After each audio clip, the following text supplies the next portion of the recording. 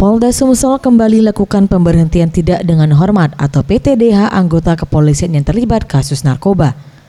Dalam apel PTDH ini, dua anggota kepolisian yakni Ibda MA, anggota Polresta Palembang bagian Satres Narkoba.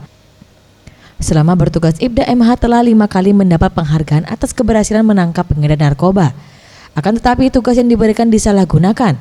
Ia diringkus petugas ketika menjual narkoba jenis sabu seberat 1 kg. Kemudian Bribda HW, anggota Satbrimob Polda Sumsel, dirinya diberhentikan lantaran kasus disersi selama 2 tahun serta terindikasi sebagai pengguna narkoba.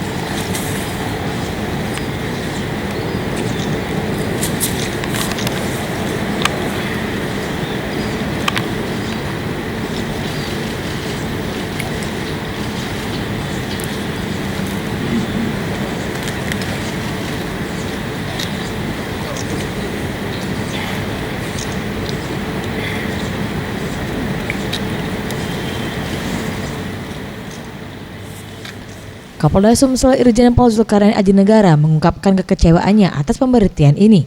Saat ini anggota polisi seluruh Indonesia ada sekitar 420.000 orang.